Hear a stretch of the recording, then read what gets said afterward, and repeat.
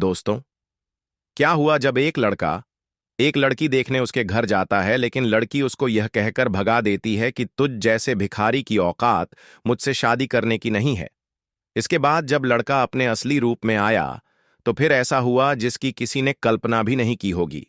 दोस्तों, यह कहानी एक ऐसे परिवार की है जिसमें माता पिता के साथ साथ एक लड़का भी था।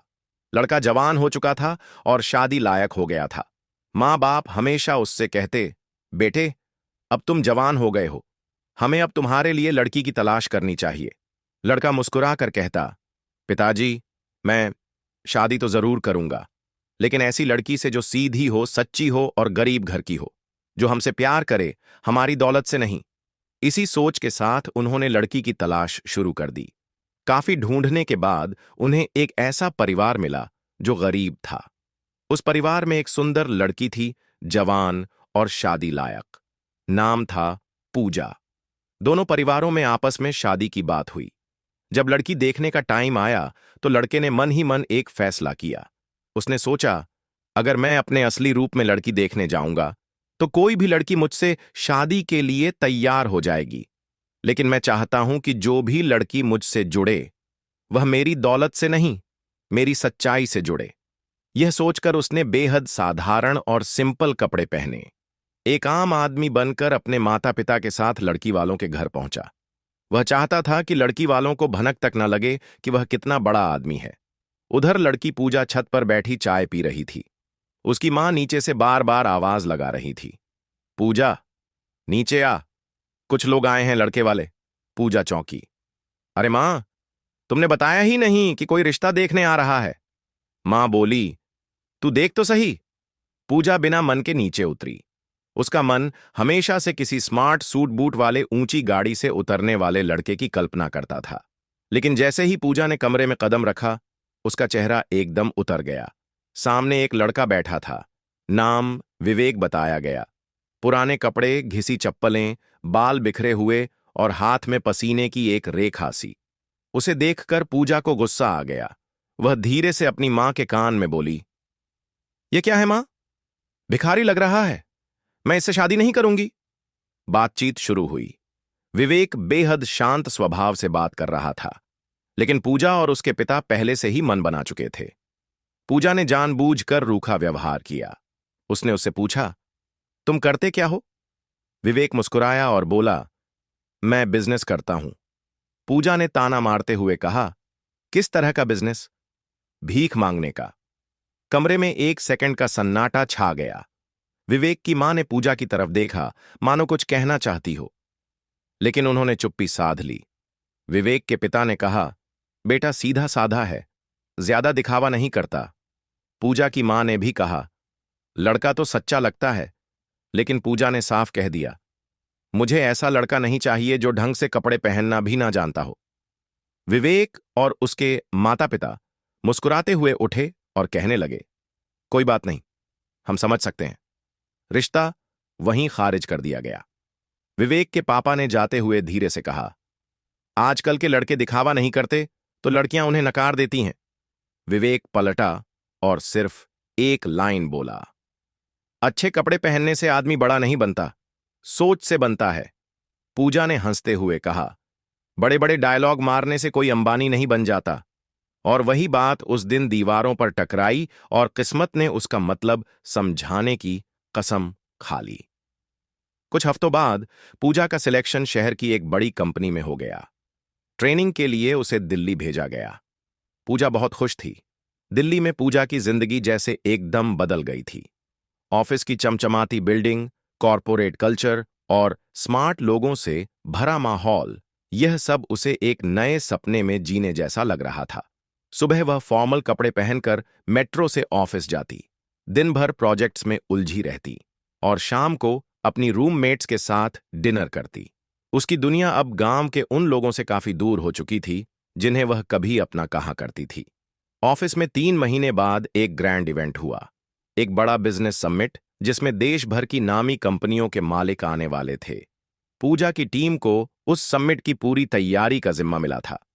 पूजा एक्साइटेड थी, खासकर इसलिए क्योंकि उसने सुना था कि वीएस ग्रुप का फाउंडर खुद इस बार स्पेशल गेस्ट के रूप में आने वाला है। वीएस ग्रुप इंडिया की टॉप 5 एफएमसीजी कंपनियों में से एक। पूजा को उस ग्रुप के बारे में ज्यादा जानकारी नहीं थी, लेकिन उसने नाम सुना था।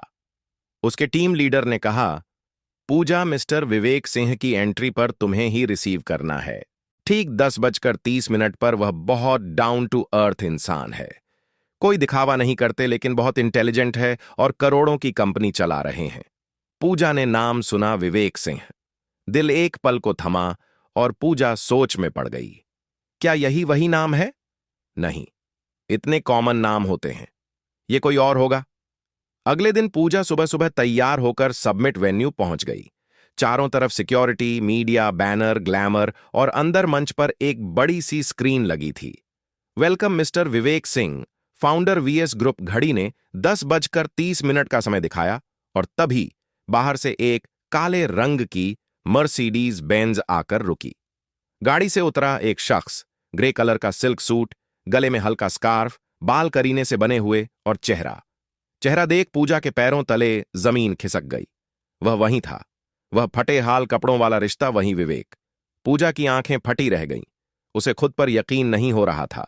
जिस लड़के को उसने कभी भिखारी कहा था, जो शांत होकर बिना एक भी शब्द कहे लौट गया था, आज वही करोड़ों की कंपनी का मालिक बनकर सामने खड़ा था। विवेक ने जैसे पूजा को देखा, आंखों में एक हल्की मुस्कान आई। ना ताना, ना गुस्सा, ना घमंड, बस वही पुराना ठहराव। पूजा ने खुद को संभालते हुए धीरे से कहा, welcome sir, we are honoured to have you. Vivek ने बस सिर हिलाया और कहा, थैंक यू, और अंदर चला गया। पूरे दिन पूजा का ध्यान किसी काम में नहीं लग रहा था। स्टेज पर विवेक का भाषण चल रहा था। वह अपनी जर्नी बता रहा था। कैसे उसने गरीबी से शुरुआत की, कैसे उसने एक छोटी सी दुकान से बड़ा ब्रांड खड़ा किया, कैसे उसने तय किया कि जो लोग जिंदगी में सबसे कमजोर दिखते हैं, उन्हीं में सबसे ज्यादा ताकत होती है। पूजा की आंखें शर्म से झुक गईं। वह सोच रही थी, उस दिन मैंने इन्हें ठुकराया था क्योंकि इन्होंने अच्छे कपड़े नहीं पहने थे, लेकिन असल में मेरी सोच गंदी थी। वह गरीब नहीं था, मैं थी। शाम को जब इवेंट खत्म हुआ, पूजा हिम्मत करके विवेक के पास गई। बहुत धीमे स्वर में बोली, सर, क्या आप मुझे पहचानते हैं? विवेक ने मुस्कुराकर कहा, लोग बदल जाते हैं, कपड़े बदल जाते हैं, लेकिन चेहरे और यादें नहीं बदलते पूजा जी। इतना कहकर वह मुड़ा और अपनी गाड़ी में बैठ गया। पूजा वहीं खड़ी रह गई और उसके कानों में सिर्फ एक लाइन गूंज रही थी, अच्छे कपड़े पहनने से आदमी बड़ा नहीं बनता, सोच से बनता है। पूजा उस शाम कुछ भी सोचने की हालत में नहीं थी। ऑफिस से लौटकर सीधा अपने कमरे में गई, दरवाजा बंद किया और चुपचाप बेड पर बैठ गई। पूरे दिन की एक एक बात उसके दिमाग में घूम रही थी। विवेक की एंट्री, उसका सूट बट वाला लुक, उसका भाषण और सबसे ज्यादा उसकी वह मुस्कान जिसमें कोई शिकायत नहीं थी, बस एक शांति थी, जैसे कोई तपस्वी अपनी तपस्या पूरी करके लौटा हो। पूजा के दिमाग में वही पल बार बार आ रहा था जब उसने उसका मजाक उड़ाया था। हम भिखारियों से रिश्ता नहीं करते। उस वक्त उसका चेहरा नहीं देखा था उसने, लेकिन आज देखा और अब समझ में आया कि विवेक ने उस दिन कुछ कहा क्यों नहीं। अगले दिन ऑफिस में काम तो था, लेकिन पूजा का मन नहीं था। उसने बार बार एचआर से पूछा, सर, क्या मिस्टर विवेक सिंह का कोई और सेशन है? एचआर ने जवाब दिया, नहीं पूजा, वो तो बहुत बिजी हैं। उनका अगला प्रोजेक्ट यूएस में है, इंडिया में बस कुछ दिन के लिए आए थे। पूजा के हाथ से जैसे वक्त फिसलता जा रहा था। एक अधूरी माफी, एक ना बोला गया पछतावा, सब कुछ उसके सीने में धक रहा था। अचानक पूजा ने एक साहसिक कदम उठाया। वह सीधे वीएस जी ग्रुप के हेड ऑफ F15 गई।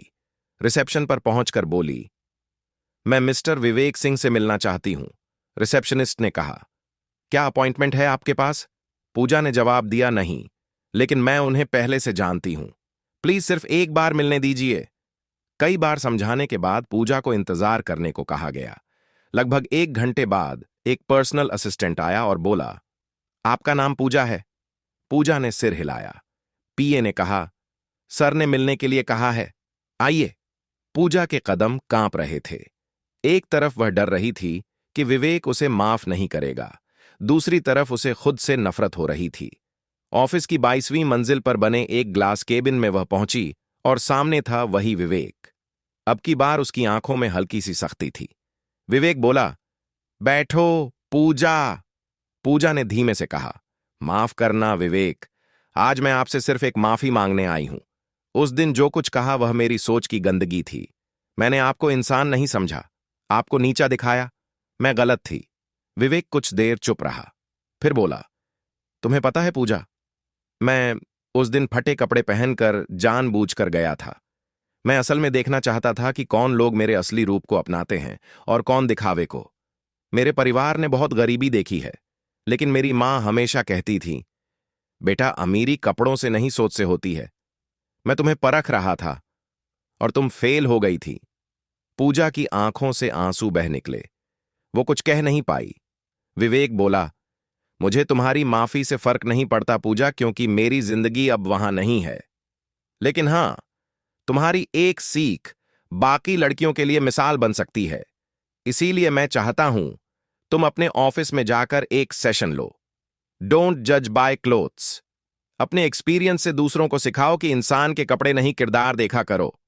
पूजा सिर झुकाकर बोली, मैं करूंगी, और आपसे एक वादा करती हूं, अब किसी को उसके बाहर से नहीं, उसके अंदर से देखूंगी। विवेक ने मुस्कुराकर कहा, अब तुमने सच में अमीरी की शुरुआत की है। पूजा ऑफिस से बाहर निकली तो उसकी आंखें नम थीं, लेकिन दिल हल्का था। वो जानती थी कि उसने एक ऐसा सबक सीखा है जो उसे जिंदगी भर याद रहेगा। ऑफिस में उसने एक खास सेशन रखा, कभी किसी को कपड़ों से जज मत करना। पूजा ने माइक उठाया और अपनी कहानी सुनाई। उसने एक एक बात बिना शर्म के साझा की। मैंने एक लड़के को सिर्फ उसके कपड़ों से जज किया, उसे भिखारी तक कह दिया, और बाद में पता चला कि वही करोड़ों का मालिक था। वो मेरी जिंदगी की सबसे बड़ी भूल थी, और मैं चाहती हूं आप सब उससे कुछ सीखें। कभी किसी को छोटा मत समझो, क्योंकि असली इंसानियत बाहर नहीं भीतर होती है। उसके बोल खत्म होते ही तालियों की गूंज से हॉल भर गया। पूजा पहली बार खुद पर गर्व महसूस कर रही थी, न अपनी डिग्री पर, न अपने कपड़ों पर, सिर्फ अपने बदले हुए दिल पर। लेकिन किस्मत को अभी और कुछ दिखाना था। एक हफ्ते बाद पूजा को वीएस ग्रुप से एक खास इनविटेशन आया, वार्षिक चैरिटी गाला के लिए। इस मीटिंग में सिर्फ खास लोग बुलाए जाते थे, बिजनेस वर्ल्ड के बड़े नाम, सोशल वर्कर्स और कुछ चुनिंदा मीडिया लोग। पूजा पहले थोड़ा हिचकी, लेकिन फिर सोचा, अब मैं डर कर नहीं भागूंगी। अगर विवेक से फिर मुलाकात हुई तो उसे आंख में आंख डालकर देख पाऊंगी। मीटिंग शाम को एक आलीशान होटल में थी। चारों तरफ रोशनी, मीडिया फ्लैश, रेड कारपेट। पूजा जैसे जैसे भीतर बढ़ी, उसकी धड़कनें तेज होती जा रही थी। उसकी नजर सामने स्टेज पर गई और वहां खड़ा था विवेक। लेकिन इस बार अकेला नहीं था। उसके बगल में एक लड़की खड़ी थी, शालीन, खूबसूरत, गहरे नीले लहंगे में सजी। कुछ मीडिया वाले उन्हें साथ में देखकर कह रहे थे, सर, क्या यह आपकी मंगेतर है? विवेक ने मुस्कुराकर कहा, हां, अगले महीने हमारी सगाई है। पूजा की रफ्तार एकदम धीमी हो गई। एक अजीब सा खालीपन दिल में छा गया। उसने खुद से सवाल किया, क्यों दर्द हो रहा है पूजा? तूने तो उसे गरीब समझकर ठुकरा दिया था ना? और फिर उसने खुद को झटका, नहीं पूजा, यह हक अब मेरा नहीं है।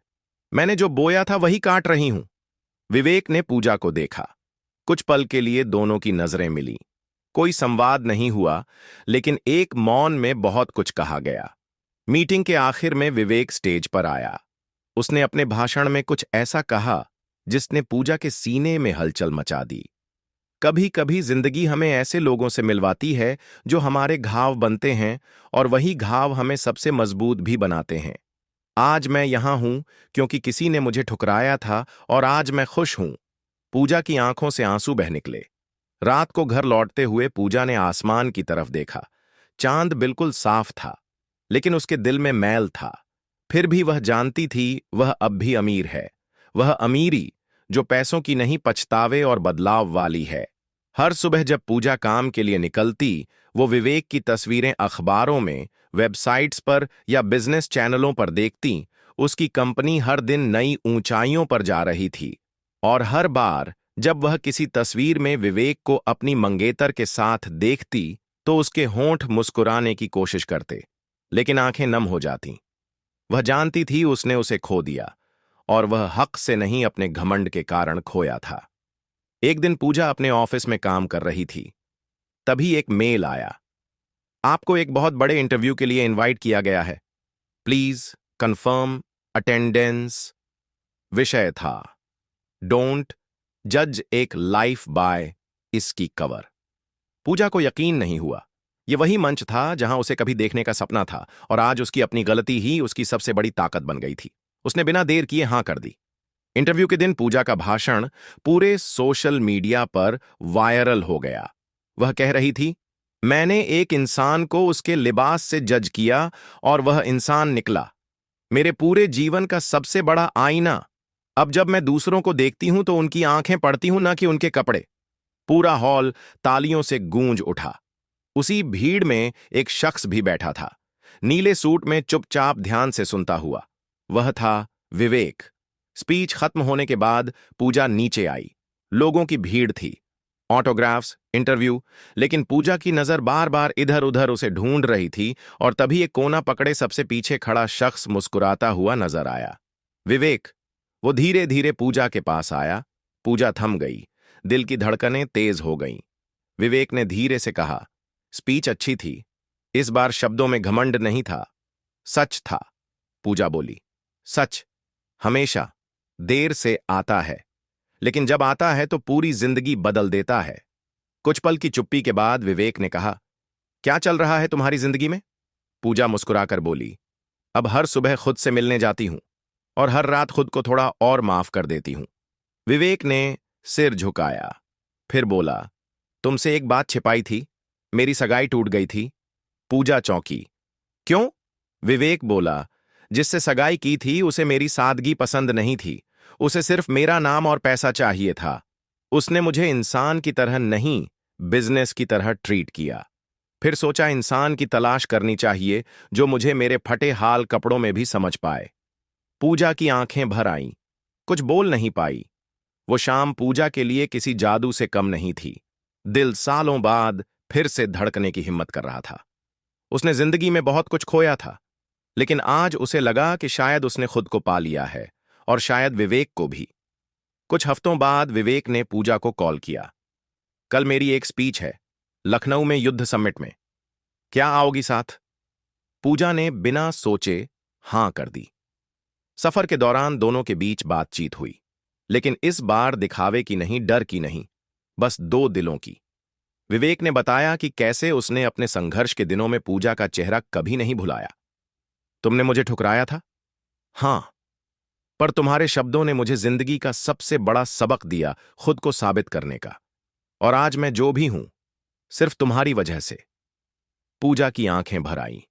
काश मैं वक्त को लौटा पाती, तो तुम्हें उस वक्त वैसे देख पाती जैसे आज देख रही हूं। विवेक मुस्कुराया। अब देख लिया ना? बस अब आगे बढ़ते हैं। लखनऊ का समिट भव्य था। हजारों युवा, मीडिया, सरकारी मंत्री और मंच पर विवेक सिंह, आज का यूथ आइकॉन। लेकिन इस बार उसके साथ मंच पर एक और नाम था, पूजा वर्मा। विवेक ने माइक उठाया और कहा, हम आज उस दौर में जी रहे हैं जहां लोग दिखावे से इंसान की कीमत आंकते हैं। एक लड़की ने मुझे ठुकराया और फिर वही मेरे अंदर की आग बन गई। आज वही लड़की यहां है, और मैं कहना चाहता हूं, कभी कभी जो लोग तुम्हें तोड़ते हैं वही तुम्हें सबसे मजबूत बनाते हैं, और कभी कभी जिनसे तुम सबसे ज्यादा नफरत करते हो वही लोग तुम्हें सबसे ज्यादा समझने लगते हैं। हॉल तालियों से गूंज उठा। पूजा ने माइक संभाला। उसकी आवाज कांप रही थी, लेकिन उसमें सच्चाई थी। मैंने एक इंसान को सिर्फ उसके कपड़ों से जज किया। मैंने उसकी खामोशी को कमजोरी समझा और उसकी सादगी को गरीबी। लेकिन आज मैं उसी इंसान के साथ खड़ी हूं जो असल में अमीर था, दिल से, सोच से और इंसानियत से। पूरे हॉल में सन्नाटा था। लोग भावुक थे और कई आंखें नम। सेशन के बाद मीडिया वाले पूजा और विवेक से पूछने लगे, क्या आप दोनों फिर साथ हैं? विवेक मुस्कुराया, पूजा की ओर देखा और बोला, हम साथ हैं, एक नई शुरुआत के साथ। साथ इस बार रिश्ता कपड़ों से नहीं, दिलों से जुड़ा।